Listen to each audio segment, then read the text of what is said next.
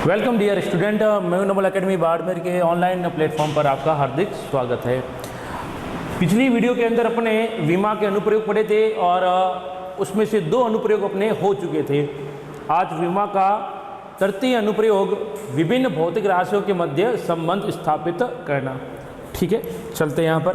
तो 3 नंबर अनुप्रयोग अपने पास विभिन्न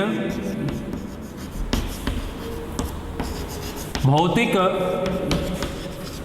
राशियों के मध्य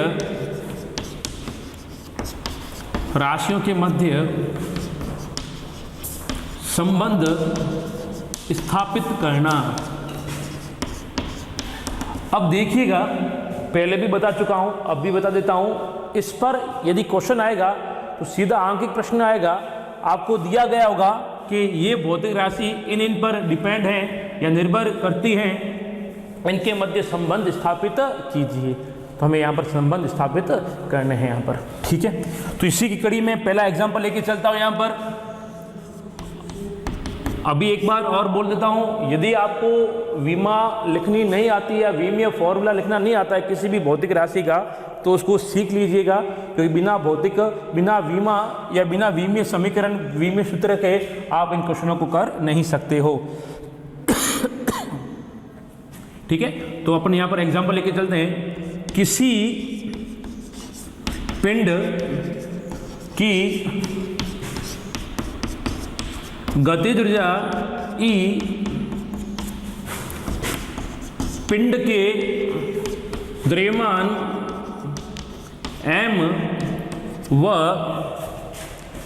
वेग v पर निर्भर करती हैं। इनके मध्य संबंध स्थापित कीजिए। यह आपका क्वेश्चन होगा। आपको इस क्वेश्चन में कभी भी ऐसा नहीं मिलेगा कि ये इसके व्युत्क्रमानुपाती या इसके समानुपाती, ऐसा कभी नहीं मिलेगा। सीधा क्वेश्चन है कि कोई एक भौतिक राशि है, वो इन पर डिपेंड करती है, तो इनके मध्य संबंध स्थापित करना है। मतलब एक फॉर्मूला आपको निकालना पड़ेगा यहाँ पर। इस क्वेश्चन को करने के फिक्स स्टेप होते हैं, उस स्टेप को ध्यान रखना। हर एक क्वेश्चन में वही स्टेप को फॉलो हमें करना है। भौतिक विज्ञान का मतलब होता है कि इसमें कुछ भाग जो है वो गणित का भी सम्मिलित होता है। कुछ बच्चे ऐसे होते हैं जिनको लसप मसप नहीं आता, जिनको जोड़ बाकी गुणा भाग नहीं आता, दशमलव वाले गुणा भाग नहीं आता है।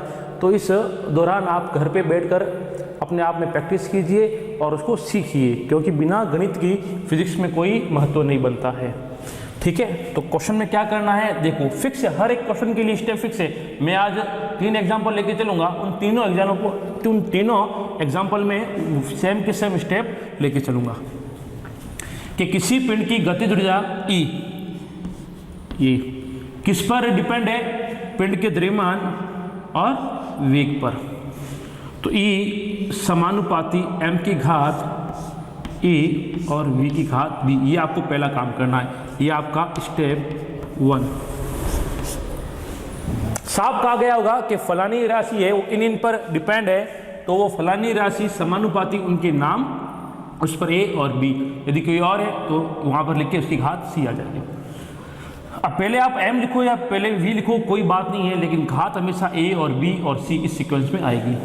समानुपाती का चिन्ह फिजिक्स में जब भी हटेगा तो एक कांस्टेंट आता है, यहाँ पर आएगा E = K, m की घात A, V की घात B। उसके बाद ये जो भौतिक राशि अपने पास है E, K, m और V, इन सबके विमीय सूत्र लिखिए। तो लिखो विमीय सूत्र लिखने पर ठीक है। E अपने पास है गतिज ऊर्जा। अब गतिज ऊर्जा हो या ऊर्जा कोई भी हो, उसका विमीय सूत्र वही होता है जो कार्य का होता है। तो वो हमें पता है m1 L1 m1 L2 T-2। ये कैसे आता है तो उसको थोड़ा सा प्रैक्टिस करना, बताया हुआ है पहले सब कुछ। = K कांस्टेंट है और इस K की कोई विमा नहीं होती है। क्या K की कोई विमा नहीं होती, K को आप छोड़ दीजिए। उसके बाद m यहाँ पर क्या है, द्रव्यमान की विमा क्या होती है, m1 होती है, m1, और इसकी घात क्या है, a। की घात a लिख दो, सही है। उसके बाद वे की विमा L1 t माइनस 1। यदि आप प्रैक्टिस करोगे तो विमीय समीकरण या विमीय सूत्र आपको ऑटोमेटिकली याद हो जाएंगे, ठीक है। उसके बाद m1 L2 t minus 2, m की घात 1 और a घात का घात से गुना कीजिए तो m a आ गया, l की घात का यह आ जाएगा l b और t माइनस b। घातों को आपस में गुना कीजिए, ऑटोमेटिकली आपके पास आंसर आ जाएगा। चलिए आगे, ठीक है। अब दोनों और m l t के घातों की तुलना करने पर, दोनों और m l t के घातों की तुलना करने पर, तुलना कैसे करनी है? m की घात की तुलना m के घात के साथ करनी है, l की घात की तुलना l के घात के साथ और t की घात की तुलना t की घात के साथ। तो यहाँ पर m की घात क्या है 1 और यहाँ पर क्या a, तो a इज इक्वल टू 1। यहाँ पर l की घात क्या है b और यहाँ पर क्या है 2, तो b इज इक्वल टू 2। यहाँ पर अपने पास t की घात माइनस b और वहाँ पर माइनस 2, माइनस से माइनस गया, तो यहाँ पर a और b दो अननोन थे और a और b के दो मान हमारे पास आ गए। और उसके बाद ये जो अपना समीकरण 1 है, इस समीकरण 1 में a और b के मान रखिए, समीकरण 1 व 2 में a व b के मान रखने पर, ठीक है। तो e इज इक्वल टू के m की घात a और a आ गया 1, तो m1 और v की घात b आ गया 2। तो आपने देखा होगा कि e m और v के अंदर संबंध आ गया, e इज इक्वल टू के m v स्क्वायर। अब ये यहाँ पर k कांस्टेंट है और बाद में जब अपन अगले चैप्टर में पढ़ेंगे तो हमें पता चलेगा k जो होता है वो हाफ होता है, तो e इज इक्वल टू होता है हाफ m v स्क्वायर। और ये फॉर्मूला होता है गतिज ऊर्जा का, यदि आपको पता हो तो। आपको तो बस केवल यहाँ तक ही करना है कि E M और V में क्या संबंध होता है। ये संबंध हमने देख लिया कि E है वो समानुपाती V स्क्वायर के, E है वो समानुपाती M के। बस आपको केवल यहाँ तक ही करना है, ये तो हम जानते हैं, ठीक है। एक बार देख लीजिए इस क्वेश्चन को, फिर चलते हैं आगे। चले, ठीक है।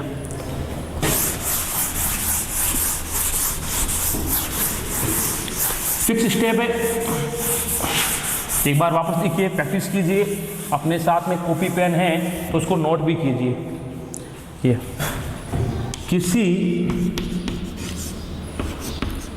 सरल लोलक क्या होता है, इसको बोलते हैं पेंडुलम। जो घड़ी के नीचे आपने देखा होगा एक चीज होती है जो लटकती है और वो एक निश्चित दिशा के अंदर गति करती है, उसको बोलते हैं पेंडुलम। ये कुछ ऐसा होता है यहाँ पर, ये इसको बोलते हैं पेंडुलम और हिंदी में बोलते हैं सरल लोलक। किसी सरल लोलक, अब ये जो चीज़ें ना सरल लोलक वोलक, ये सब आपके बाद में जब आप जैसे आगे बढ़ोगे उन सब पर इन पे चैप्टर बने हुए, अध्याय बने हुए, उनमें वहाँ पर आप विस्तार में पढ़ेंगे, ठीक है। कि यहाँ पर भी मिक्स में अपन देख रहे हैं, यहाँ पर किसी सरल लोलक का आवर्तकाल t लोलक के धागे की लंबाई L, लोलक के द्रव्यमान M, गुरुत्वीय त्वरण G पर निर्भर करती हैं, तो इनके मध्य संबंध स्थापित कीजिए। अब आवर्तकाल, काल मतलब समय, तो t की विमा वही होगी जो समय की होगी, लंबाई की विमा L1 होती है और द्रव्यमान की विमा m हो जाएगी, और त्वरण चाहे गुरुत्वीय त्वरण हो कैसा भी हो, त्वरण की विमा होती है L1 t-2। बस मोटे तौर पे हमें यहाँ पर ये देखना है। यहाँ पर तो यहाँ पर कैसे करेंगे, कौन आवर्तकाल t किस पर डिपेंड है, लंबाई L पर, तो ये L लिख दो यहाँ पर, और किस पर डिपेंड है m पर, ये m लिख दो यहाँ पर, और किस पर है g पर, ये g पर। अब यहाँ लगाओ समानुपाती, फिर L की घात a, m की घात b और g की घात c। स्टेप ये 1 हो गया अपने पास। अब समानुपाती का चिन्ह जब भी हटेगा तो एक कांस्टेंट आएगा, यहाँ पर भी आएगा t इज इक्वल टू के एल की घात a, m की घात b और g की घात c। अब अगला स्टेप फिक्स था अपने पास क्या कि l, m, g, t की विमा लिखने पर ना उपरोक्त भौतिक राशियों के विमीय सूत्र लिखने पर। तो t समय काल है तो काल का होता है t1, तो बाकी सब इसमें m क्या हो जाएगा 0 हो जाएगा, l 0 हो जाएगा, केवल t1 बचेगा।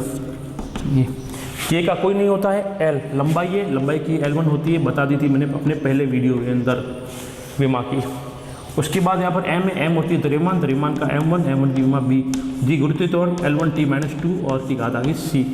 उसके बाद घातों का आपस में गुणा कीजिए, m0 l0 t1 is equal to l की घात a, m की घात b, l की घात c और t की घात -2c। थोड़ा इसको सीक्वेंस में लिखेंगे। बाया पक्ष अपना वही का वही है, m0 l0 और t1 इज इक्वल टू, पहले m लिखो, m की घात कितनी यहाँ पर b है। उसके बाद l देखो, l2 अपने पास है, आधार समान है, घातें जुड़ेगी तो l की घात हो जाएगी a प्लस c, t की घात माइनस का 2c। अब तो सिंपल गणित आती है, mlt के घातों की तुलना करने पर,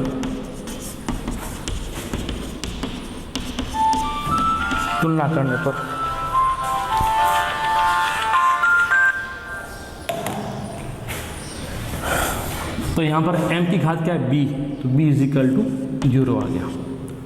उसके बाद a प्लस सी l की घात, और यहाँ पर l घात है 0, तो a प्लस सी का योग कितना आ गया 0 आ गया। तो यहाँ से मैं लिख सकता हूँ कि a is equal to minus का c, मतलब a का जो मान होगा उसका माइनस मान होगा यहाँ पर, ठीक है। उसके बाद माइनस का 2c इज इक्वल टू 1, तो c is equal to minus का हाफ, c की वैल्यू हाफ आई है, हाफ की वैल्यू आप पुट करेंगे तो एक की जो वैल्यू आएगी वो आ जाएगी प्लस का हाफ। सिंपल गणित है ये, और कुछ भी नहीं है, आंखें फाड़ के मत देखना कि सर ने क्या लिख दिया, 8 क्लास की गणित है। यहाँ पर m की घात b है तो b इज इक्वल टू 0 लिख दिया, l की घात a प्लस c है, l की घात यहाँ पर 0 है तो a plus c is equal to 0 है, वहाँ से a is equal to minus का c आ गया।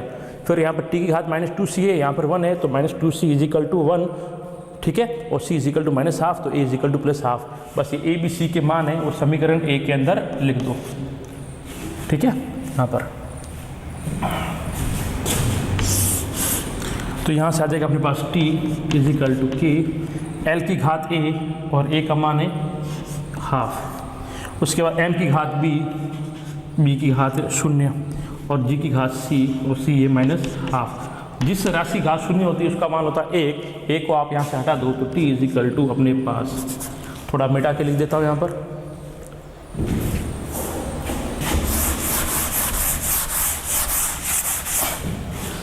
देख लीजिए, t is equal to k, m 0 हो गया और l की घात 1/2, g की घात -1/2 है, नीचे आया तो प्लस की 1/2 हो गई, 1/2, जिसकी घात हाफ होती है उसको रूट पे लिखा जा सकता है, t is equal to k और root of l upon g।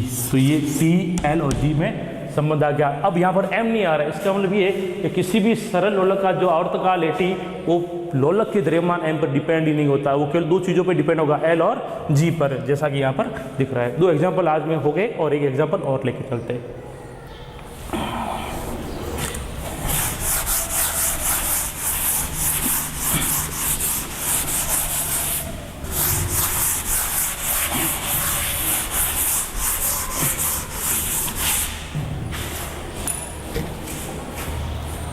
Question,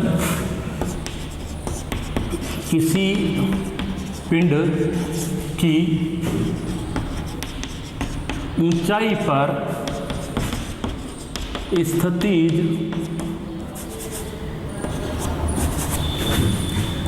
ऊर्जा U जो है वो पिंड के द्रव्यमान M गुरुत्वीय त्वरण g व क्षैतिज से ऊंचाई h पर निर्भर करती हैं, तो इनके मध्य संबंध स्थापित करना है। तो यहाँ से अपने पास आ जाएगा वही फिक्स u समानुपाती। u किस किस पे डिपेंड है कि किसी भी पिंड की स्थितिज ऊर्जा जो है u, वो पिंड के द्रव्यमान m, g और e h। यहाँ पर a, ये घात b और ये c हो गया। अगला अपने पास u = समानुपाती का हटा k आया, m की घात a आई, g की घात b आई और h की घात c आई। अगला स्टेप क्या होता है इन सब की विमीय सूत्र लिखने पर। u यहाँ पर अपने पास क्या स्थितिज ऊर्जा है, चाहे स्थितिज हो, चाहे गतिज हो, चाहे कार्य हो, इन तीनों की समान होती है। तो m1 L2 T-2। k का कुछ भी नहीं होता है यहाँ पर। m यहाँ पर द्रव्यमान है, द्रव्यमान का m1 होता है, क्वेश्चन किया है, याद भी हो गया। g अभी पिछले क्वेश्चन में किया था। L1 T-2 हो गया, घात b होगी, h ऊंचाई है, ऊंचाई, लंबाई, गहराई, चौड़ाई, सब विस्थापन, दूरी, ये सब क्या होती है लंबाई। लंबाई की वापस आ गई L1 की घात c। एक बार चेक कर लेना, द्रव्यमान की विमा m1 घात a, g L1 T-2 घात b और h ऊंचाई L1 c आ गया। उसके बाद m1 L2 T-2 = m की घात a, l की घात b, t घात -2b। घातों को आपस में गुणा किया और कुछ भी नहीं किया है, और l की घात ये c आ गया। ठीक है, उसके बाद m की घात a है, l की घात b + c है और t घात -2b है।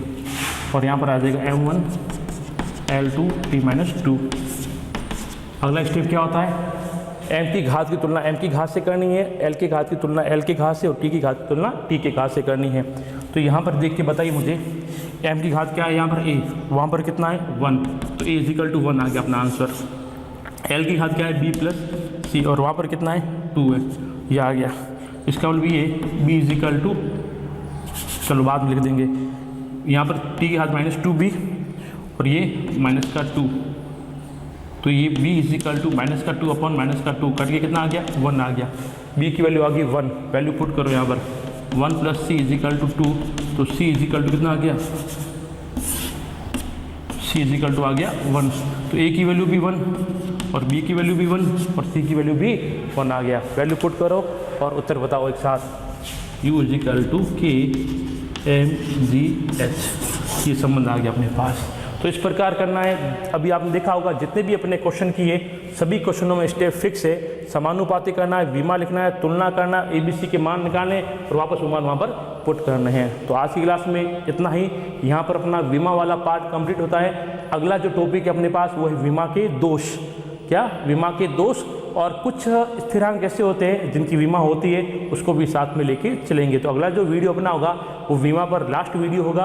उसके बाद विमा यहाँ पर ख़त्म हो जाएगी, उसके बाद नया टॉपिक लेकर चलेंगे। अब एक बात बता देता हूँ वापस, जो अपना फर्स्ट अध्याय है भौतिक जगत, उसको मैं इसी के साथ लेके चलूँगा, है ना। उसके अंदर क्या क्या है, साइंस शब्द कहाँ से आया है, भौतिकी शब्द कहाँ से लिया गया है, और इस नेचर के अंदर कितने फंडामेंटल या मूलभूत बल होते हैं। ठीक है, तो ये सब अपने इसी चैप्टर के अंदर मैं एक बार ये करके 1 या 2 लेक्चर लेके उसको मैं फिनिश करूँगा। ठीक है, जितना आपको पढ़ाया जाता है उसको आप देखिए और